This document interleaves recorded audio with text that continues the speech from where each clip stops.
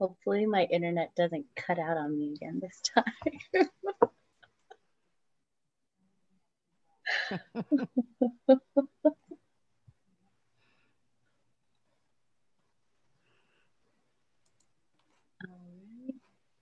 Lisa, I can't see the participant count at this point. We have yeah, we have 10 attendees at this moment. Yeah. Okay. Great. Should we give another like minute or two? Yeah. Okay, great.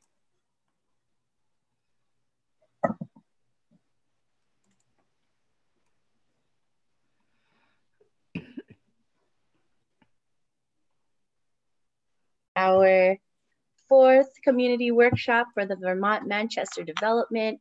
We are so excited to get to be with you all today and focus on the retail and commercial space. We have the goals of our workshops are to inform stakeholders with balanced, easy to understand information, to share the purpose of the development, meet the development team, cultivate those relationships, understand the timeline, and share project updates. The second main goal is to really build an understanding of concerns as well as aspirations of stakeholders to inform project decisions. We are very early in the development process still, and so it's really intentional that we're wanting to have these spaces available to have these conversations earlier as opposed to later. A couple of housekeeping points. So Lewis is monitoring the Q&A box and Lisa is monitoring the chat box. Please, please, please feel free to put in all your questions. This space is for you. It's a forum for your questions, for your recommendations, and we want to hear your voices. The development team is welcome to respond to questions directly in either the chat box and the Q&A box. All of the answers will be shared in an FAQ that's posted to the website, which is vmtpp.com.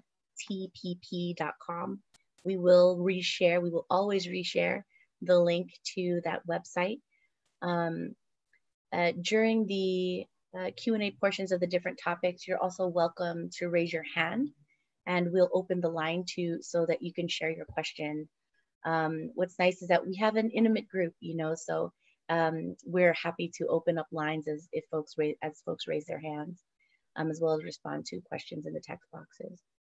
And as mentioned, we're posting materials, FAQs, everything, the recording of these workshops on the development site, which is www.vmtpp.com. So before we get started, we're going to launch a couple of quick polls just to get a sense of who's in the room. And so you should see a couple of polls pop up on your screen. You can let us know like how you identify, whether you're a resident, a local business owner, local nonprofits, folks from elected officials' offices, any religious organizations, public agencies, students, parents, teachers, administrators of local schools, and even non-residents who are just interested in the conversation and participating. This is a multiple choice question, this first one, so you can select as many options as you'd like. And the second question is just age group, just in broad categories. What age group would you say you're in? So I'll give folks just a couple more seconds to complete the poll. And then I'm going to share it in 5, 4, 3, 2, and 1. Thank you, everyone, for taking that poll. We have, mainly residents as well as local business owners on the call today. Awesome. That's great. We have some nonprofits on the call, as well as students, parents, teachers of local schools. And our dominant age group in this workshop today is 46 to 61. Great, awesome. So I'm gonna stop sharing these poll results. Thank you everyone for taking that quick poll, and letting us know kind of who's in the space, at least in one way. So we're going to move forward with our agenda. We are super excited. You know, every workshop we're starting with project updates. So today we have Milura representing the Seed School, Alexis, who will be talking about giving an update on the affordable housing component of the project. And then we're going to dive deep into the retail and commercial spaces.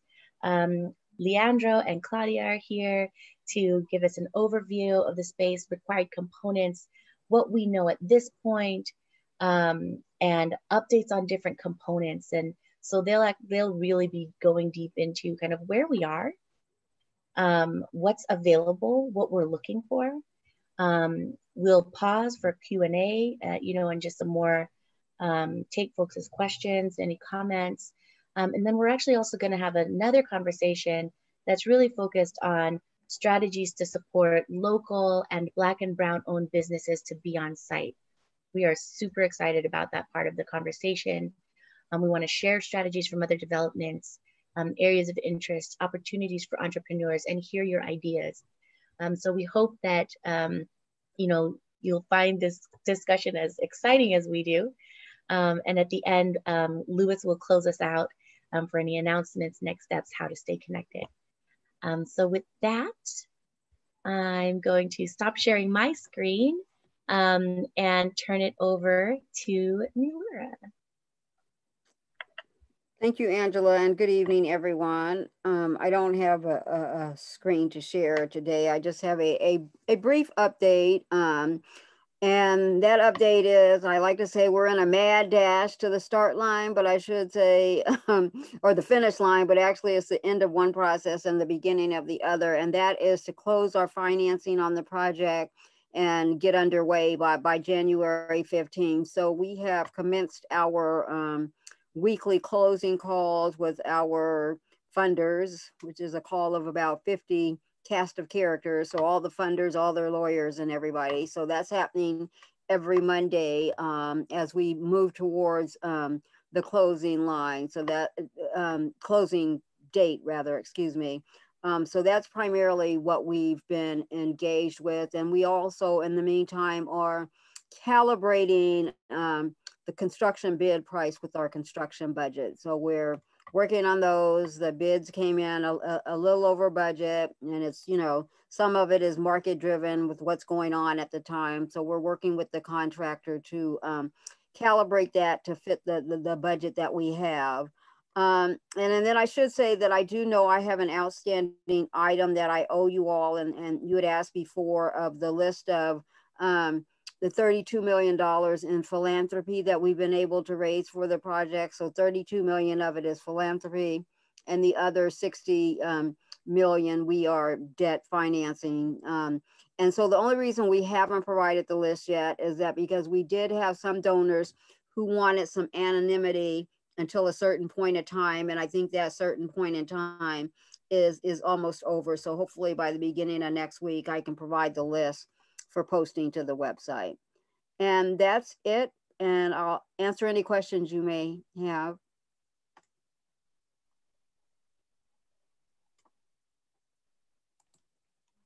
And it's okay if you don't have questions. I don't see any questions in the chat. Okay. No question, Q&A.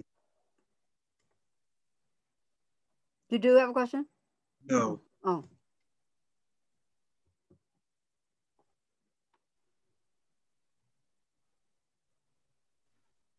Okay, well, okay, wait. Oh, wait, hold on. Oh, go ahead. There's a question. How will the school move forward with hiring? Oh, okay. That's a very good question. So we've hired a firm called Agility to help us with our search for the head of school. So the head of school is the first position that we will hire. And so we've hired a search firm to help us with that search. And their search is actually underway, began a couple of weeks ago. So we will first hire the head of school, and then the head of school, and the next position that will be hired will be the director of admissions and outreach, will come shortly after the head of school. who we plan to bring on board on July 1st, 2021, so that the head of school is, working with us, working with the community a whole year ahead of time. And then they will bring on the other staff, the director of outreach and admissions, probably in September of next year. And then the other staff will come on in 2022, closer to the school opening.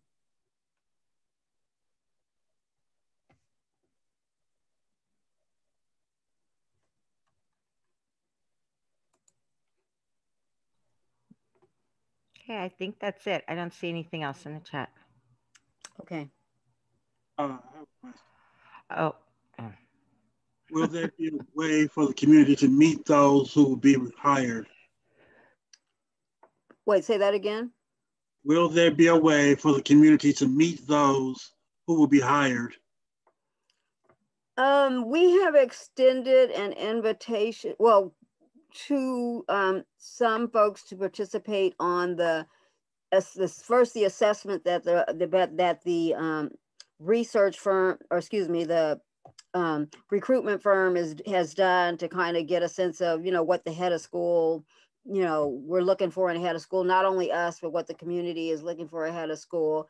And then we intend to form a search committee that will include people from the community. And so to the extent that, you're represented by the people that are on the search committee, that will be an opportunity. And then it's my understanding that the finalists, they do come up with a way for the finalists to be, engaged with the community and kind of know who the community is, but that's the extent of it.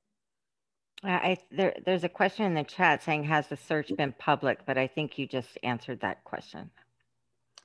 No, it hasn't been public yet, because I mean they're getting ready to. So they did this little assessment piece, and we reached out to some community groups that we have been working with and that we have been in contact with, and offered them an opportunity to participate in that. But that's just the first phase of it, just that particular phase. And now we're going forward. And so when we get ready to say, we have, so they're still defining the scope of work based on, or the scope of the job based on what they heard from the initial assessment. And so once they put all the criteria together and say, okay, this is who we're looking like, and this is how we want to tailor the job description for head of school for LA, that may look a little different than it looks in Miami, DC, and Maryland, then they will be ready to put a job description and recruitment piece on the street that we will, make it widely known that we're looking for a head of school, and invite everyone to submit to us candidates for consideration. So thank you. What is your outreach strategy regarding local hiring? Are you talking local hiring for which component? I think this is from Isabel. I think she's referring to local hiring for the school in general. For the school, yes. Yeah, so we will have a recruitment plan that works with organizations in the community. Again, we will let everyone know that we're looking for different positions for the school. And I think I've indicated, and so we will do that. And then we will invite applicants. We're open to applicants from everywhere, but we understand there are some people that have expressly come to us and say, hey, this is where you ought to look. This is where you ought to look. And so we will incorporate in our outreach strategy that we'll be working with.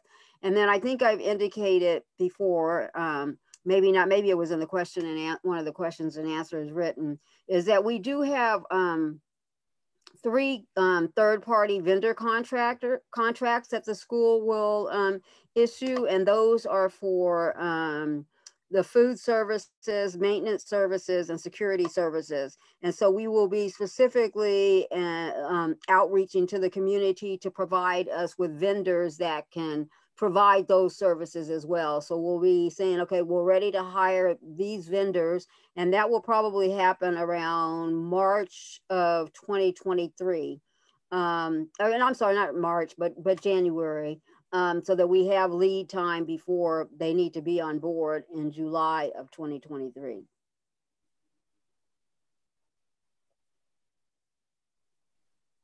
So I want to encourage folks, if you haven't already, well, you all are always going to get the updates because you're already on our email list. But if you know others who are interested in receiving information, updates, you know, when these types of announcements are made, once we know about them, we'll email them out to the listserv. And so please encourage your networks, if they haven't already gotten this information, they can sign up on the VMTPP website to receive updates. So that's also another way to make sure that as this information becomes available, as we get closer to those milestones for recruitment, for outreach, you know, and for local hire, we want to make sure everybody is informed. And, you know, another kind of avenue for that is keeping the advisory council also informed as those things move forward. So the advisory council can also share that information with their networks. And we have a pretty good representation, including folks from the neighborhood councils. So we hope that, you know, we'll be able to keep the community involved throughout the process and apprised as updates are happening and these different things start to roll out. And we did, you know, we did have during the local hire workshop, we had identified some pillars for our approach to local hire and really going above and beyond what the requirements are, really doing what we can to ensure that local Black and Brown folks are prioritized for jobs, as well as local Black and Brown owned companies who are subs and can, you know, meet those different or participate in those different contracts. And so as we are committed to doing that as a whole development team. And as we get closer to when those things will start to happen, we definitely want to keep the community apprised, and the website sign up is a good way to do that. And in fact, if you're specifically interested in being a sub, there's an option on the website sign up where you can say that I'm interested in being a sub, and so we'll make sure that we keep those folks, you know, apprised, and we're reaching out to them as you know, as those opportunities become available. So if there are any last questions for me, Laura, you can always ask the questions in the chat box or in the Q&A box throughout the workshop as well.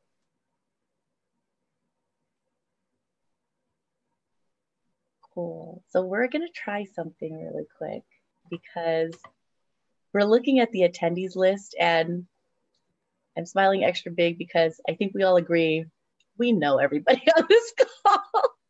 So what we'd like to do is just unmute everyone so that you can ask your questions as they come to you, and we can really have more of a discussion. And so, Lisa, is that something I can do, or do you have to do it? I'm going through and allowing people to talk, so they're still able to mute themselves. So Okay. if you choose to join in the conversation, just you know, just unmute yourself, and I'm going to let Angela take it from there. Thank you. Very cool. Well, I'm going to turn it over to Alexis to give the next update on the affordable housing piece. Alexis. Okay, well, thank you. Thank you all for joining us tonight. It's the only update for the affordable housing is that at our last meeting, I explained that, you know, we're applying for a few more sources, and then we'll have all of our funding in place. So I want to give you a little update on that. So the main sources that are left, we're still waiting to hear back from some sources with the state. They are slightly delayed, but it's looking like we'll be funded through them for the family portion. And there's one county source that we'll be applying for actually tomorrow. It's going to be a long night. And then the last piece of all the housing money is applying for tax credits and bonds. And the state has postponed those programs for right now. So we're not exactly sure when we're going to be able to apply, but it will be the first round of next year, which does not impact our closing schedule, which is still you know, the end of next year or mid next year. So yeah, everything's looking well for the applications. We're very excited. Yeah, just working through getting the housing funding done and then moving forward from there and talking with our architect to make sure that the designs meet the various funding requirements for size and make sure they're accessible, and they'll be a great asset for the residents who will move in to the building. So I think that's the only update I have now for the housing piece. Thank you, Alexis. Any questions for Alexis? The housing is going to, how does one apply for that? So around 6 months prior to the building being built, we'll have more info sessions about how you would apply. But basically, it's probably going to be a lottery for the family side, because there'll be more people who are interested in moving in than would qualify. And then the senior portion, it will be coordinated through something called the coordinated entry system. And that's in conjunction with different county departments. But we'll have more information at a later date. I don't know the exact ins and outs of like the exact lottery and the dates, but it's usually about 6 months prior to the end of construction when we would start that process. Now the students are going to be housed there for 24/7? The students aren't in the affordable housing piece. The students will live in the boarding school, and Laura can tell you more about that. Okay. Yes, there will be 170 dorm rooms built as part of the Seed School campus. And those 170, 170 dorm rooms will accommodate up to 400 students. And that I saw that Cynthia had a question. How many units? It's 180 units total. There's 62 on the senior side and 118 on the family side. Well, we're calling it a family. It's really just a general affordable side. 180 for general renters and 170 dorm rooms for students. Yes, for dorm rooms. Yes, 180. Well, for the renters, it's not actually 180. It ends up being 176 because there are 4 managers units and staff. What is the percentage of students that are going to be recruited from our community here in Manchester, Vermont?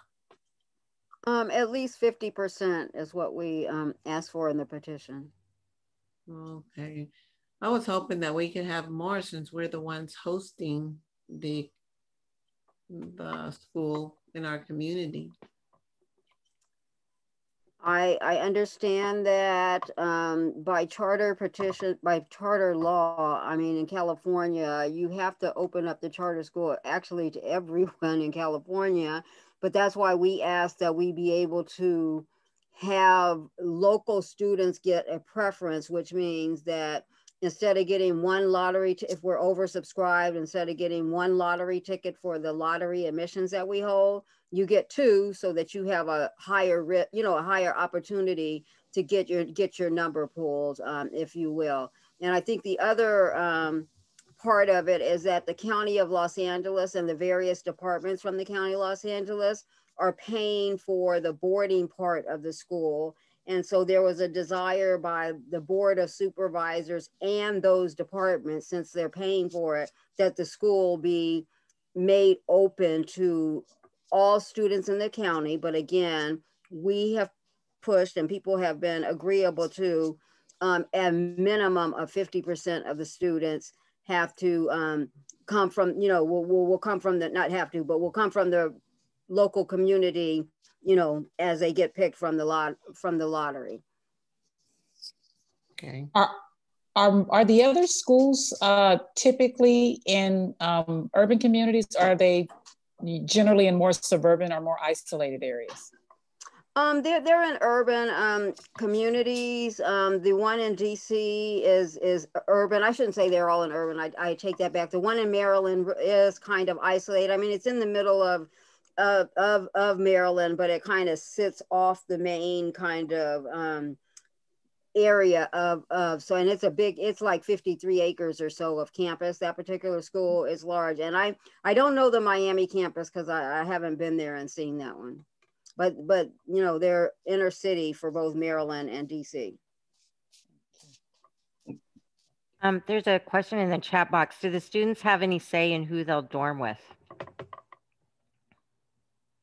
I'm going to be honest and tell you, I don't know how that pairing works, not being, you know, a seed person per se. I'm assuming they try to do some, you know, some matching and some options, but I'm going to be honest and say I don't know the answer to that question. Hey, Laura, is that something that we can follow up on? Sure. Thank you. Okay, so what is the criteria for the students to apply?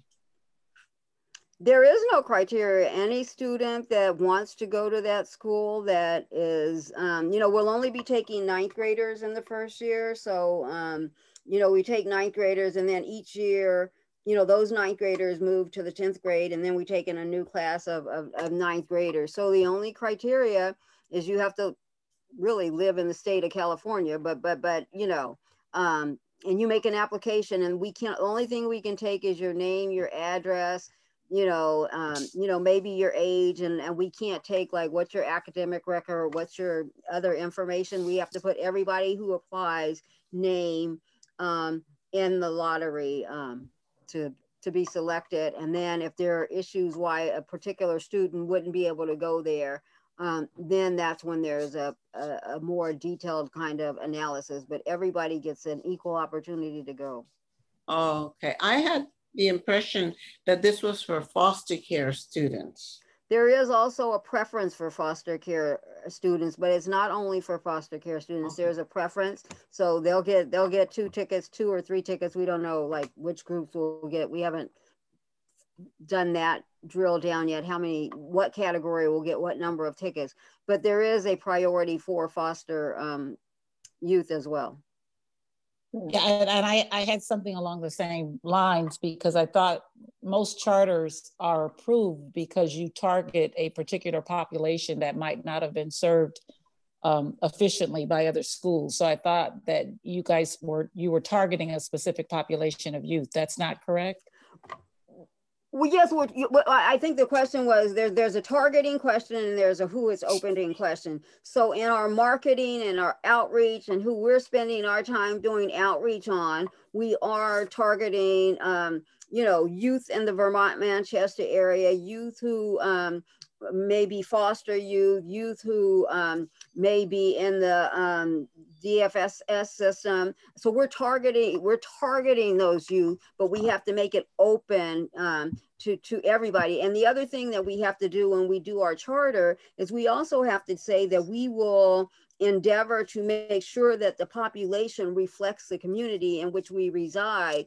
And so that means we have to commit to ethnic diversity. And if we're not reaching a balance of ethnic diversity that reflects the community, then it's incumbent upon us to do a better job of marketing to that group that may be underrepresented, if that makes sense. Mm-hmm. Mm-hmm. And will you have wraparound services tied to this? So let me. Yes, we will. Okay. It's a 24-hour, you know, it's a 24-hour engagement with the students 5 days a week. And so after they get through with their school from, you know, 8 to 4, then there's lots and lots of wraparound services, programming, supplemental educational services, tutoring, but also your typical extracurricular activity that students do in high school. So that's all incorporated into the 24-hour day. So in the evening, the students have student counselors and they have resident advisors to manage the evening components of the program. I want to know, is this going to be open to the public so that the public can go in, and maybe the small businesses or the neighborhood council could have a room for meetings so that the community can get acquainted with what we have there? Miss Isabel, I think you're actually providing a great segue into the conversation about retail and commercial space. Right. So That's good. Hold on to your question. Right. Thank you so much. And I would love to transition into, the retail and commercial space discussion. Again, please feel free, other questions that you might want to ask specifically for Nilura. Since we are going to move to this next part of the agenda, just please type those into the Q&A box or the chat box, and we'll make sure that it makes it into the FAQ to get a written response to. So with that said, I am going to turn it over to Leandro and Claudia. Yahoo! Hi, everybody. Good evening. Hope you can hear me okay. Thanks for taking the time out of your busy schedules to participate tonight. It is a bit of a more intimate setting, which is why we decided, hey, let's go crazy and just let everybody speak whenever they want. But don't do that.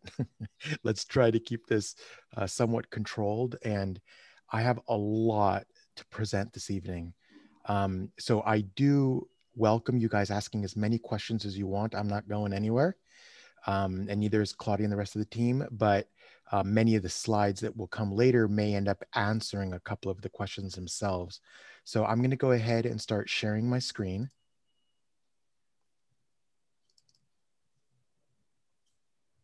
Did that work, Angela? Yes, that works. Yes. Great. Okay. So the first couple slides are ones that you're familiar with already. So I'd like not to spend too much time on them. I'm going to read through them pretty fast. But again, as always, you're welcome to interrupt. So as always, my name is Leandro. I'm the owner of Prime Store Development. We're co-developing the project alongside our partners with Bridge Housing and the Coalition for Responsible Community Development. We consider ourselves facilitators on this project, trying to achieve the goals and needs of this community on this project. And we're doing that based on the programmatic requirements that were set forth by the county in their RFP, their request for proposal that was issued in 2018.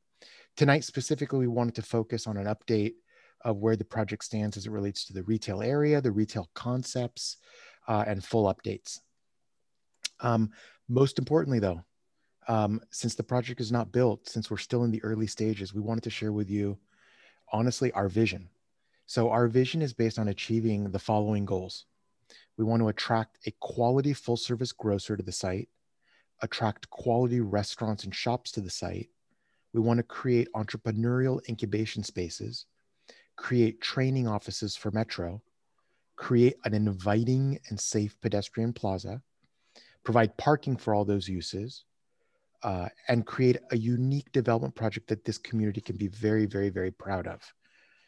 Residentially, as Alexis described, she's providing about 180 units of quality, affordable housing.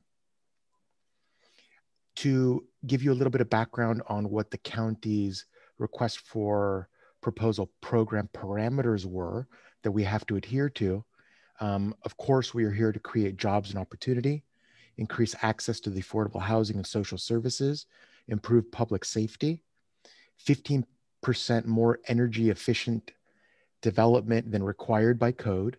We want to create the transit center for pedestrian, bus, bike rides, and the future BRT line. Positive economic development to the area, number one, and improve the overall quality of life for the surrounding community. And of course, as a requirement from CEQA and the program, we have to have 51% of the project be affordable housing. The retail program, more specifically, the part that we're controlling is 50,000 square feet of retail, about 15,000 square feet for the new job training and innovation center for Metro. We want to do a highly attractive public transit plaza along Vermont, the 180 units of affordable housing with Alexis's team, parking, both structured and underground, and very important, the innovative campus design plan in harmony with the school. Commitments.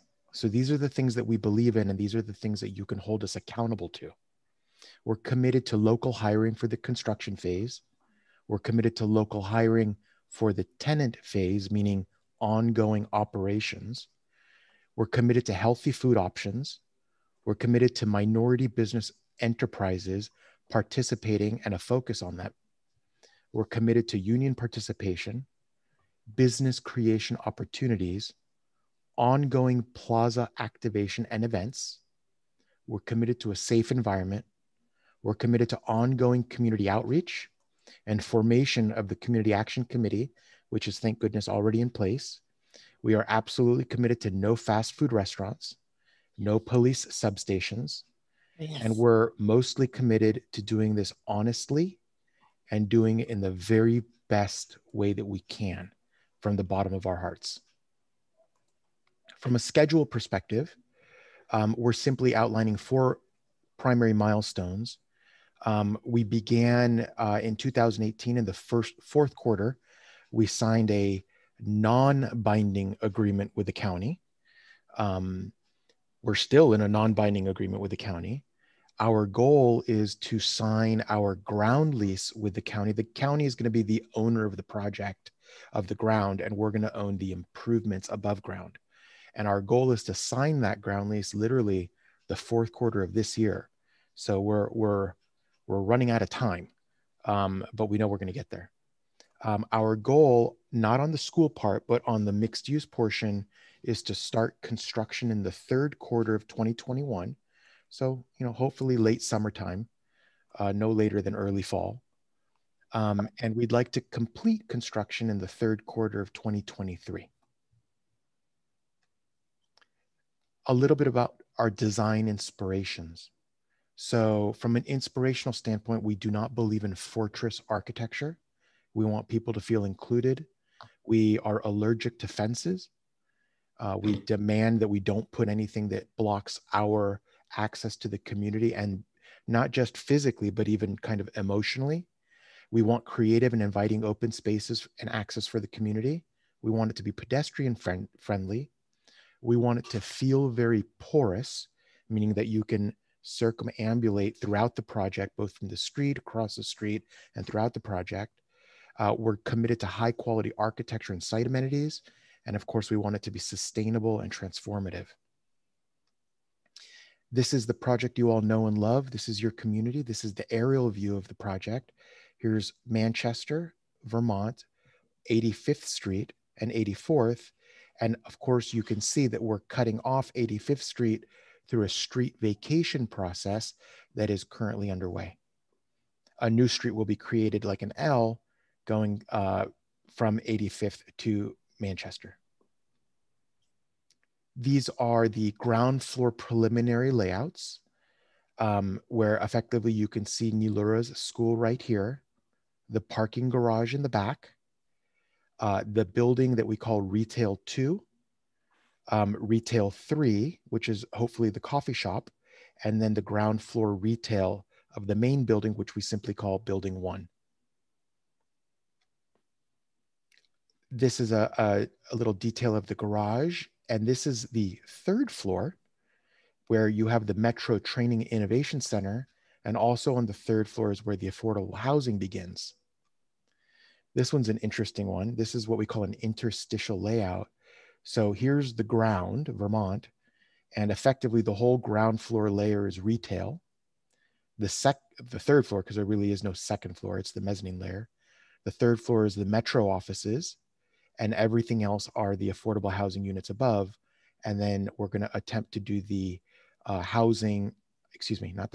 the parking for the housing in underground parking under the retail. So quite a stack.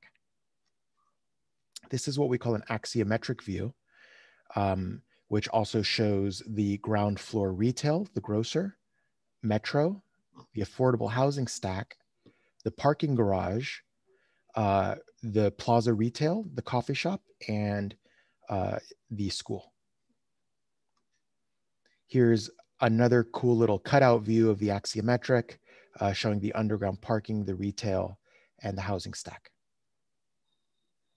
And yet another view, this details where 85th will now be turning into a brand new street. We recently went out to the community and did a vote and survey about what they want the street to be named. There were a lot of really cool opinions voiced, and we've submitted all of those top 4 to the City of Los Angeles for them to finish the selection process. We can only make the recommendations, but they have to choose from those 4. But we think it's going to be one of the cool names that the community chose. Now let's get a little bit more into the detail of the actual ground floor and plaza. So as we said, we're committed to something that we are very, very proud of and we hope is very, very beautiful. And this is a detail of the landscaped and hardscaped plaza itself. To the right would be the grocery store with an entry into the plaza. So we will not have the grocery store have an entry on Vermont. We want to program the central plaza to be a repository of activity and as a real focal point for community activity. And so some of the concepts that we have with all of these numbers is we really want to have a lot of artwork here. We would love to speak with local artists that are interested in helping us program some of the art. We did hear from a couple community artists, including Moises, who has said that he'd love to participate in the art program. And we've spoken with a couple other local artists as well, Germs, Mike Norris, Mario Muller, and a couple other as well. We're interested in doing a very multi-textured hardscape. So kind of the opposite of a playground, where you have a lot of different textures, feelings, rhythms, plant materials, that make this a very, very kind of architecturally inspiring environment. A lot of outdoor seating. We're being very COVID conscious and making sure that we're not just making it look like a crappy food court. We want the seating to be all over the place, where you can almost have your own little district of community conversation. At the same time, we've got these beautiful grassy berms where ultimately we're trying to focus all of the attention towards hopefully the local coffee shop, because we think this is a wonderful place to have a speaker's corner, government at your, Congress on your corner, a place where community groups can gather, a place where the neighborhood council could meet should they want, and really a place to kind of experience and be heard. We do want to plan for outdoor music speakers.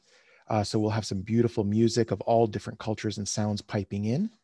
And also the ability for maybe a local artist, jazz musicians, or people who care about local culture to do performances and kind of like a speaker's plinth, as we call it. And, hopefully the community can sit on these berms, enjoy their afternoon, and really experience this plaza in kind of a meaningful and not rushed way. And as you can see, this is the detail for the building that we hope to be the coffee shop. And this is our, the retail building, which we're designing without structural shear walls or structural elements that would preclude us from opening the whole thing up. So if we want to split these into flexible demising walls, we can. Or if we're able to get a high quality white tablecloth sit down restaurant, we can. Or we're even playing with the concept of working with a local community operator that can maybe help us do something like Plaza del Mercado, or Mercado de la Paloma, perdón. Mercado de la Paloma. And, maybe some kind of incubator concepts there that we think for the long run could be really, really fruitful and also very, very meaningful. But, we as the developers, we're not operators. We are here to facilitate the process. So we are outreaching to potential operators, even some nonprofits within the neighborhood that may be interested in doing that. That's something that we would like to explore. As I mentioned, here's just an arrow to really highlight the sit-down restaurants, potential incubator spaces for entrepreneurs, local retailers, and of course, the space for the local cafe. And as I wanted to be very blunt and say that we are going to exhaust every option possible before years from now, we end up going with a national credit level coffee company. We really want to avoid that. We would really prefer to work with somebody local. And we really hope, we think we can get there. But we wanted to be very blunt about that we We want it to be a local coffee shop. Pardon me. This is literally from the current set of design development drawings. This is the ground floor. Now, what you're seeing here is the same concept where when we design our buildings, we try to design them with as much flexibility as possible because we want this to be a successful project forever. And we find that a lot of other urban developers design only for a certain tenant. And then if the tenant for some reason doesn't make it, then the space is not easily convertible to something that's habitable for the next generation of tenancies. And we don't want that to happen. We are not going to be selling the project. We are here to stay. And so we want to make sure that for the long run, this is the most flexible, sustainable, long-term design project that we can build. So as you can see here, we have our column grid, but we've literally left the entire ground floor open.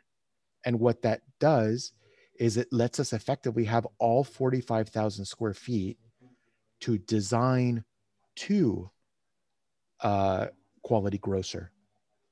Right now, we don't have one. Our job as facilitators is to educate the retail community, communicate to the tenant community on why this community is so important and why we believe in its value. But at this time, we don't have one. So we have a lot of work to do between now and groundbreaking to get there. We will not be able to break ground if we don't have a tenant. So we understand that that is our primary obligation and requirement. These are just a list of some of the grocers that we have already reached out to. Certain community members like Miss Riley, Miss Rutledge, others have been very helpful, and Mrs. Ratliff have also been very vocal about helping us in identifying other tenants that we may not have heard of. They've given us a couple local co-ops in South LA that we have visited. So we are literally, our job is to get as much excitement and attention to this community as possible. And I'll talk a little bit about that strategy in just a little bit. But these are just some of the grocers that we have outreached to. Okay, you're gonna love this one. So this is an internal list from our leasing department of 299 tenants that we have already contacted to begin the education process about why Vermont Manchester is so important and why we think that they should be educated about how powerful this neighborhood is. Obviously, we're not going to bring them all here. Obviously, not everybody wants to be here, but that's not the point. The point is for us to teach this tenant community about why our inner city communities are so deserving of opportunity, and why the truth of the matter is that in our urban centers, people tend to spend more of their discretionary capital on goods than more affluent neighborhoods. What does that mean? That actually means that in our shopping centers and our projects, we have about 25 in Los Angeles, about 3 million square feet. Our centers do much better in per capita sales than West Side or affluent neighborhoods. In other words, we tend to be a little bit more insulated from economic disruption because we don't have as much competition in our neighborhoods. And quite frankly, our locations are pretty well loved. And after 28 years of doing this, our tenants get used to the fact that our centers are a little bit above the others. So this literally, I just cut and paste from the leasing department what they sent me, just current, the 299 that they're going after. Every day they're going after a couple more. In fact, the one that was literally just added was Doolin's. We've been speaking with Greg about if we would love to try to include him in his multiple concepts here. But as always, we're here to educate the community. I'm sorry, not the community, the tenant community. Because since we're long-term investors and partners here, even if a tenant may not fit here because we have such a limited constraint, maybe there's other opportunities within the neighborhood that they would be attracted to.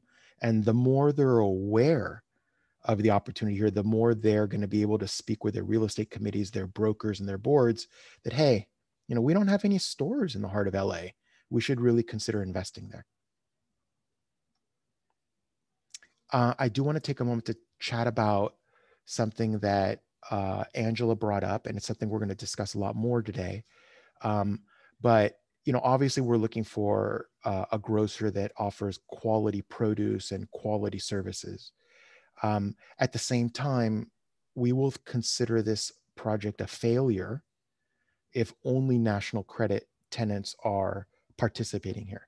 If we don't have local entrepreneurs, local flavor, and local representation as a part of our project, we will think of this as a failure. And it's extremely important to us, both as people who live here, who love here, and who need to give back to the communities that we serve, that we have Black and Brown participation in the shopping centers and mixed use projects that we care about. This is core to our mission. And this is something that our partners at Bridge, CRCD, and Seed School are very vocal about and are just as passionate too. Some of the strategies and opportunities for assistance that we have, what I call, you know, tricks in the trade or in the tool belt, are we have a certain amount of dollars allocated within our pro forma to provide money for what we call a tenant improvement allowance. And effectively, this is money that we have put aside to give to tenants to help them with their build out process. It's not easy and it's not cheap to build in LA. And unfortunately, there's a lot of bureaucracy involved in the permitting process, inspection process that is very, very onerous. Luckily, we do that for a living. So we are here to help throughout that process and hold some hands, both in the process as well as monetarily. We also have some tools in regards to being able to provide reduced or even waived security deposits. Sometimes coming up with, 3 months or 4 months of, a security deposit on a commercial space can be very onerous. We have some tips. We have some partnerships with some companies where we can buy a very small insurance bond to cover that process, or to cover the cost, excuse me. We have a dedicated team within the office. They're that way, where we can actually help assist with helping tenants that need help with their design, with permitting, plan check expediting. We are not general contractors, but we have access to general contractors, and we have enough leverage to be able to get them to help with some preferential pricing and certainly some free estimating, which can sometimes be a real gift when you don't know exactly what your build out is going to cost. We have that ability to price that out for you. We also have access to some tenant improvement loans as well, both through Metro as well as LACTA at the county. And there's even some local nonprofits that we're working with to try to supply some additional monies there. On top of that, we are pretty well versed in the SBA capital assistance process, and we are very good at helping potential entrepreneurs with the application process, what it takes to apply, how to follow through. And we have a couple nonprofit partners, one especially called World Bridge Consulting, that is an absolute specialist in SBA loan application, qualification, and then actually the deployment of the funds. We can also assist with some business plan creation. Many times entrepreneurs are dreamers, bakers, cookers, makers, and artisans, but they may not be the best business people. Good, because the truth is we need people who know what they're doing, as opposed to more of a skill set of the business side, which we can partner with people on. So we do have abilities to partner with nonprofit companies that help with business plan creations, resume building if it's necessary, and really helping with that dialogue to round out those edges. Also, assistance with marketing and promotion. So because we know that we are staying involved with the project, all of the developers were committed to a marketing program that will be ongoing. And to the extent that we can glom on together and make sure that our tenants are a part of that marketing component and really getting out events and promotion, it's a way to kind of amplify our voices together. And of course, as I mentioned, we're going to be doing ongoing events at the Plaza. We expect the general time of closing the Plaza at night about 10 p.m., maybe 10:30 or 11. We're still working with Metro on what time they're going to close their classes for training. Of course, as I said, no fences. We will have on-site security, and we will have something what we call an ambassadors program, which is in all of our projects, we like to create job creation opportunities by getting people from the community to work as day porters, ambassadors, security as a part of our project, and so that they're really kind of involved with the fabric there. But we want it to, start getting real safe around 10:30 p.m. No events beyond that time. But we'll have to revisit that issue if there is, again, Metro events or a sit-down restaurant that wants to stay open later. Of course, we're going to accommodate that. Whew, that was a mouthful. Okay. I'm going to stop sharing my screen so I can see all your pretty faces, and we can ask as many questions as you want.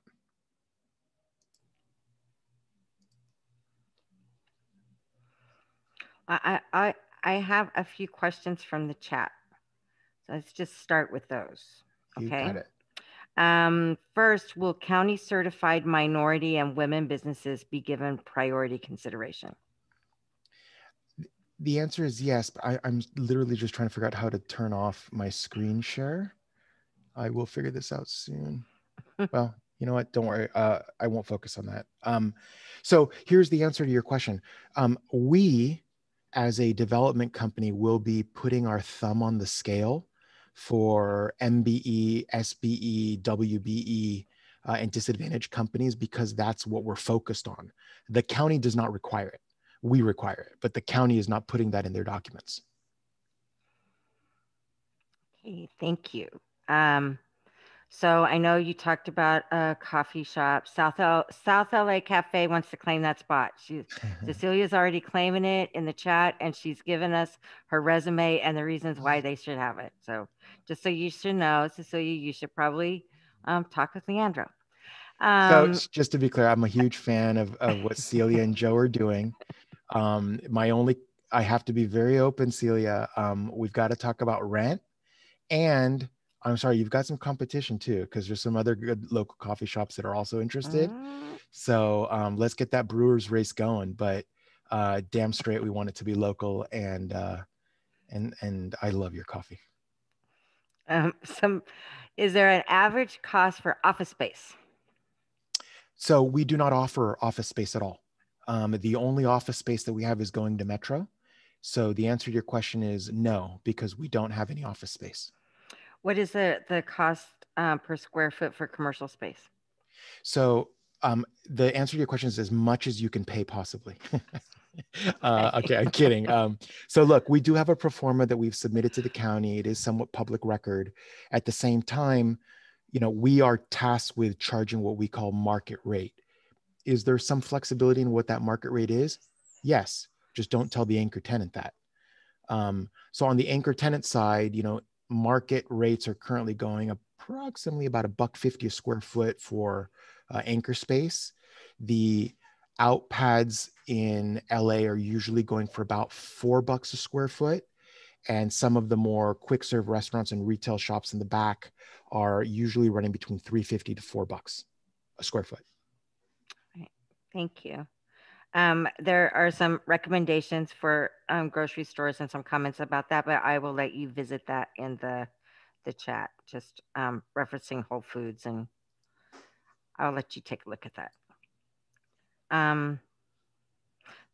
Dexter is saying the South LA Chamber is available to provide small business development support, and there's a contact information here, so I will make sure you get this in the chat log as well. Wonderful. The more support, the better, and the more we amplify our voices together, the better too. So thank you, Dexter. And for now, that's it in the chat. Did my screen stop sharing now? You've got something really weird showing up there. I don't know. You've got to scroll the. Well, come on. It was Day of the Dead recently. So that's Well, my I screen. understand that. It's actually for that kind of cool, but yes. Okay, sorry. You're still sharing your screen. Sorry. Okay. But I just turned off oh, wait, did that work? Well, I don't see his screen anymore. Okay. Yeah. Okay, cool. Good. Questions in the Q&A box. Okay. Is there the ability to accommodate a sit-down restaurant and a coffee shop? I think you answered that. The answer is yes. We would like to accommodate both, and hopefully separately, as in both sit-down restaurants and then separately the coffee shop. And then the other question is, will the rent be based on local market rates? What would be the range for the price per square foot? So we did cover that, usually between $3.50 to $4.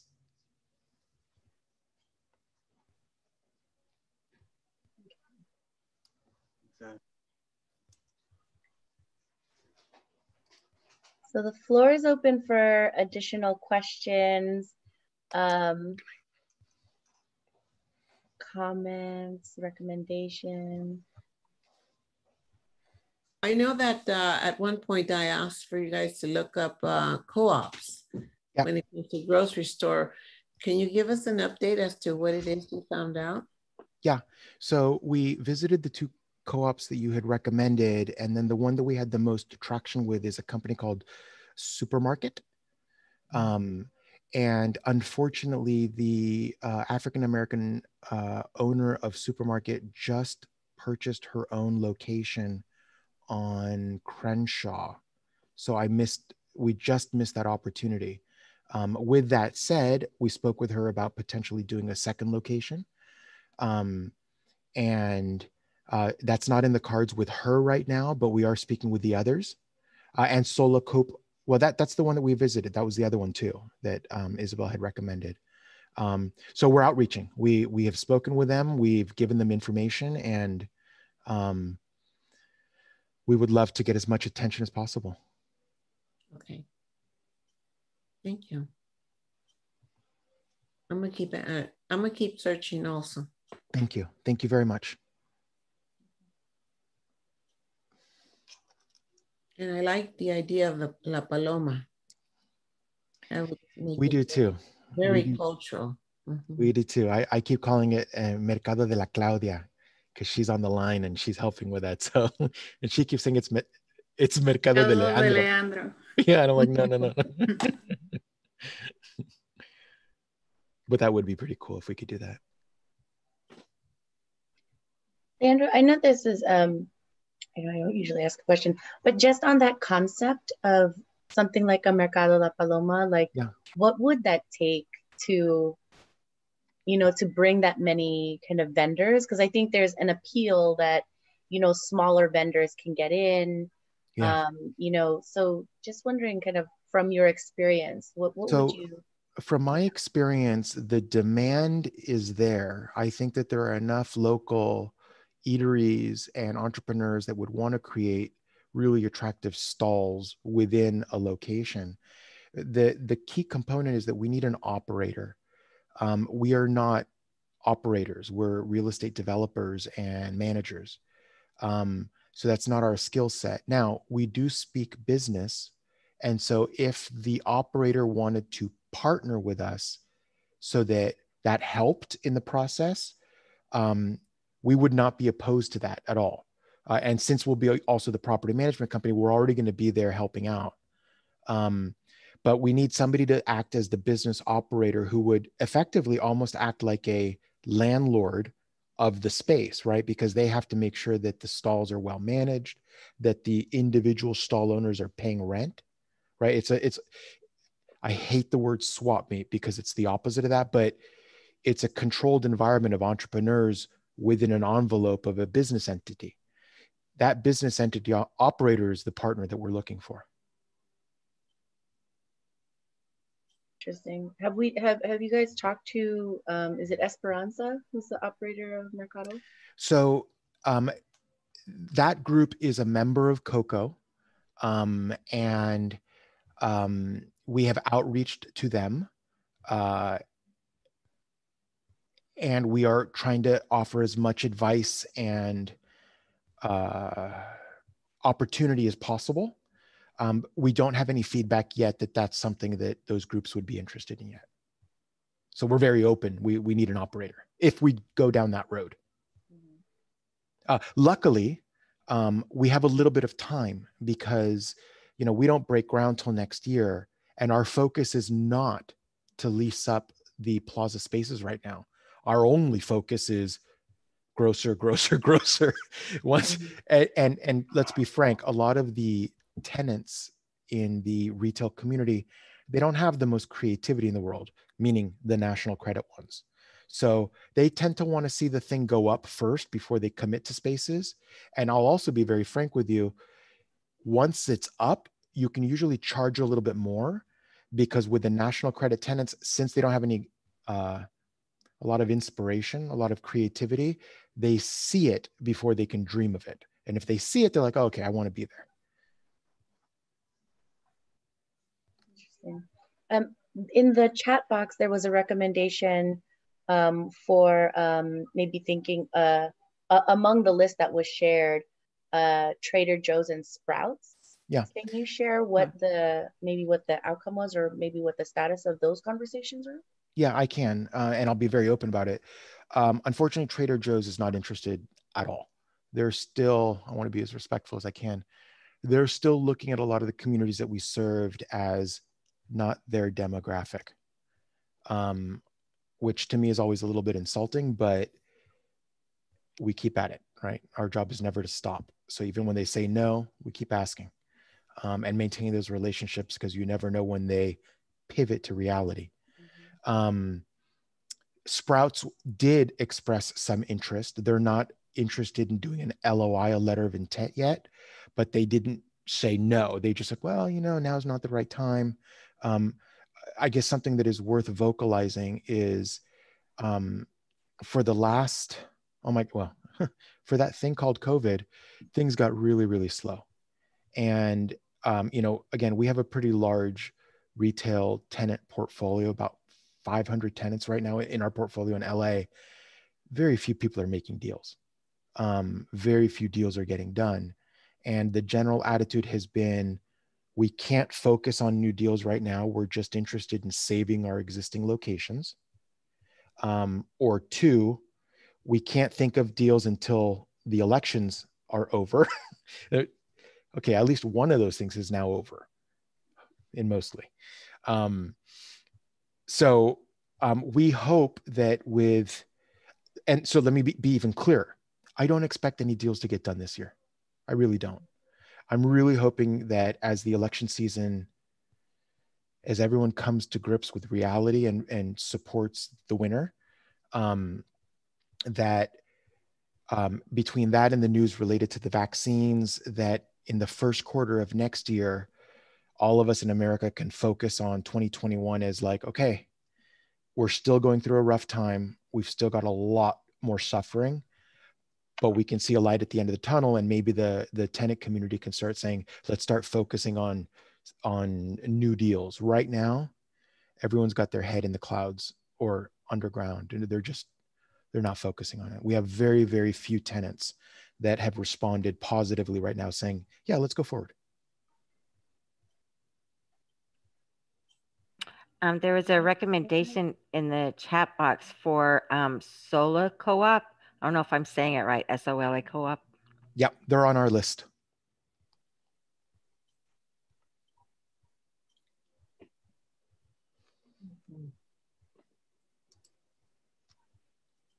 When it comes to the building, now we are going to be hiring people from our community to do the labor for the building of that. Yeah, that's a correct statement. So we are targeting over 30% local hire hours for every labor hour used on this project.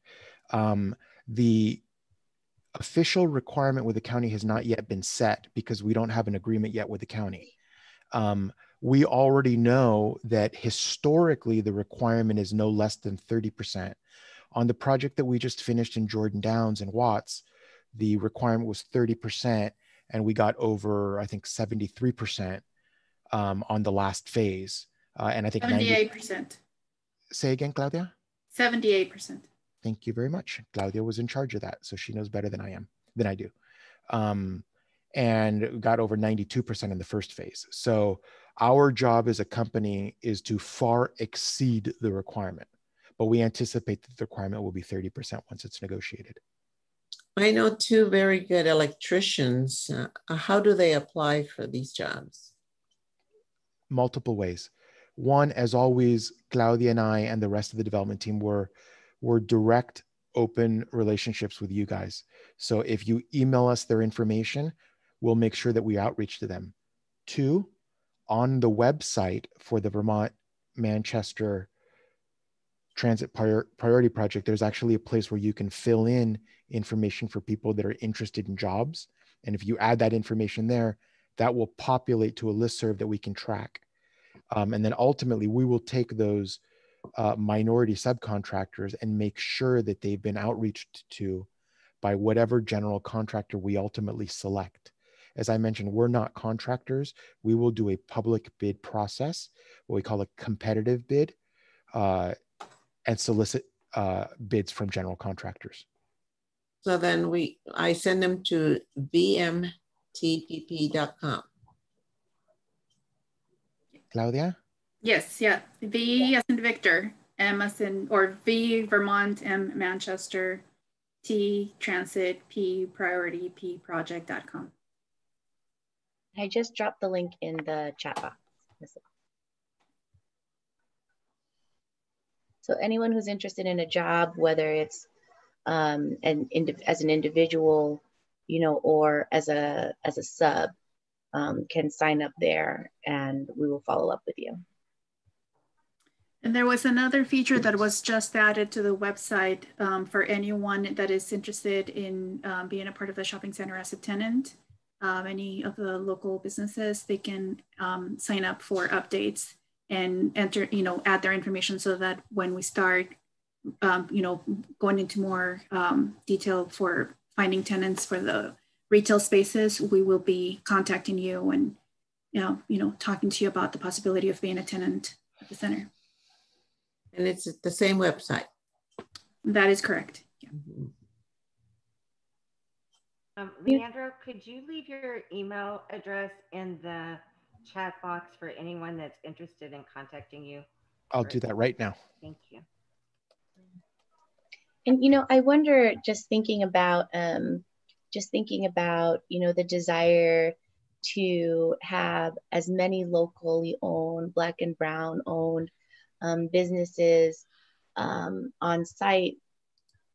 Do you have any recommendations, advice, for folks who are interested in coming in as a vendor, or one of the, retailers? What can folks be doing in now or leading up to, that point where we'll, be actually I'm going to refer to it as leasing up the space. But what would you say are things that different companies can do to kind of prepare for and be able to get into this space? There's a lot. One, the easiest response is a little too easy, which is, please call us, because again, as facilitators, we're willing to have and dedicate our time to educating potential entrepreneurs, whether or not they're tenants of ours. So we're pretty open book when it comes to how much we care about this community. And, we really would be willing to meet with you and say, hey, here's some advice on how we've done it as business owners, what we see within our tenant pool. So certainly communicating with us is an opportunity, but that's limited because, we're limited. We are not the whole industry. There are some incredible networking opportunities with the National Minority Association of Contractors, as well as Mrs.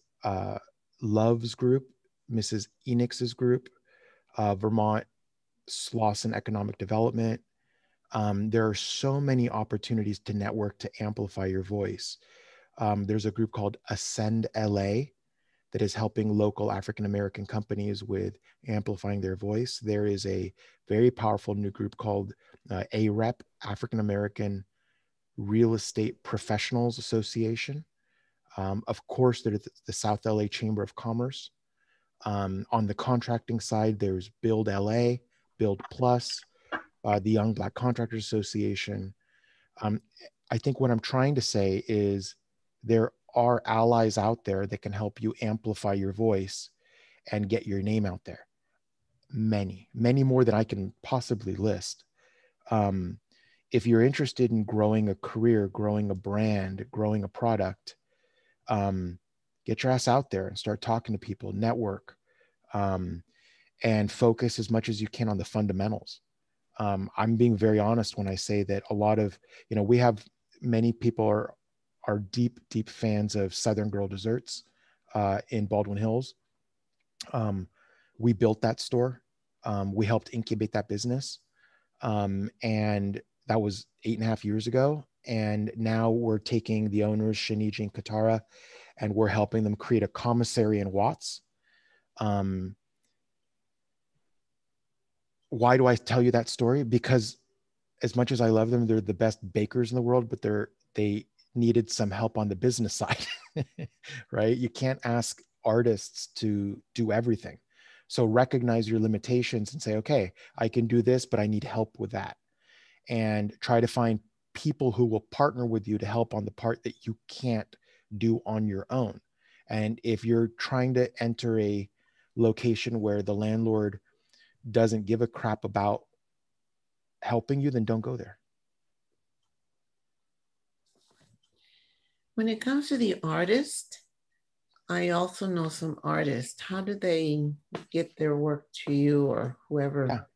So we are mega fans of art. If you come to our office in Culver City, you can, we only, I don't want to unplug everything, but we don't have anything on the walls related to real estate. We only have stuff on the walls that's art. The city of Los Angeles, this project is in the county of Los Angeles, but within the city of Los Angeles, to a certain percentage of the valuation of the project must be spent towards arts through the cultural affairs program. What we like to do with cultural affairs is not pay the money. We prefer to use that money towards local artists. So again, in our most recent project, we hired 3 local artists from South LA to paint murals, which are ridiculously beautiful and extremely inspirational. Every one of our projects has a unique art component that's never been seen before. It remains for this team, as in everyone here in this audience, to figure out, so what do we want to represent us in Vermont Manchester? We did get outreach from a local artist within the community, Moises. We are speaking with him. He's a very talented muralist. We also spoke with another muralist. You're going to love his name, Nuke One. His real name is Jaime, but Nuke One is a phenomenally talented muralist. We bought one of his paintings. It's like right over there. And then we have another one in the conference room. And we really want to promote local artists. It's a big part of what we enjoy in life. Claudia and Arturo and I, we've been with the company literally since the beginning, since before there was a company. And we grew up learning art. My mom is a sculptor, and Arturo's mom teaches painting at the Institute in DF in Mexico City. So we literally grew up with art, not real estate.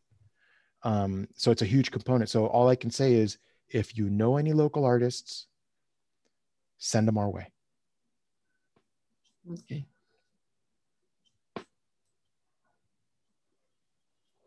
So just give them your email. Yes, please. Okay. Leandro, is there a timeline, like a kind of almost, I don't want to say a final date, but maybe an ideal date when you would want to have, folks kind of lined up to build these different spaces?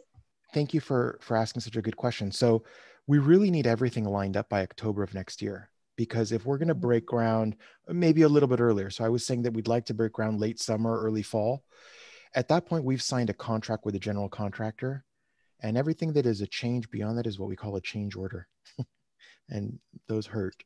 So we'd really like to have everything on the plans as possible, including sculpture location, lights for sculpture, lights for art. If we're just adding those things 2 years from now, it's much more expensive than planning for it intentionally up front. If we're going to do a sculpture piece, I don't want to just shove it next to a tree. I want to actually we want to design a location for it, and then think about where a potential speaker would speak, and not just, you know, have some intentionality and planning to it. So yeah, I mean, really over the next 10 to 11 months is when we need to cook this cake. Wait, do you cook cakes? I'm sorry. Cakes? English as a second language. What do you want? Same. Yeah. I have a question. How does technology play a role in all this? Well, architecture has changed significantly on the design side with the use of technology in a way that never has before. So right now, this project is being designed using a technology called BIM, which is building information. Oh my God, what's BIM? Building informational modeling. And effectively what it is it's the project is being built in 3D volumetric design versus old school 2D paper CAD, computer animated drafting, computer assisted drafting, which helps with clash detection and understanding the interstitial layers of making sure that when you have a shaft on the first floor, where the impacts of it 7 stories up. So projects of this magnitude have always been built, but now they're really designed around technology. The only other thing I can think of is we wouldn't be having these awesome Zoom calls without technology. So yeah. Hey, we don't have payphones anymore. That's good.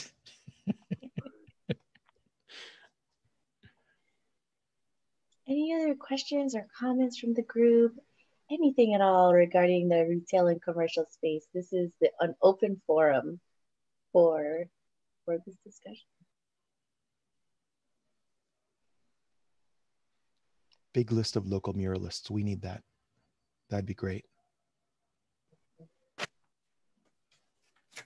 Andrew, I'm also thinking that maybe we can post some of the resources on the website of different, different resources like via CDC and, yes, South LA Chamber and like folks who can kind of help with that.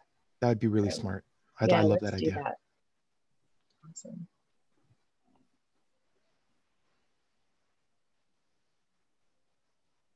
I'm perfectly fine with long silences, so just wait.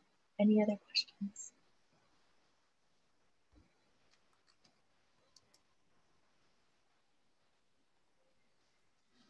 Okay. Well, folks have our contact information. You're always welcome to reach out with any questions at all. We will post information. And I'm going to turn it over to Louis to close us out. Okay. You can sign up on the website to receive updates about the projects at www.vmtpp.com.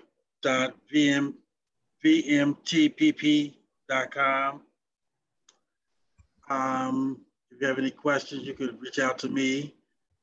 I'll give you my email address in the chat box. And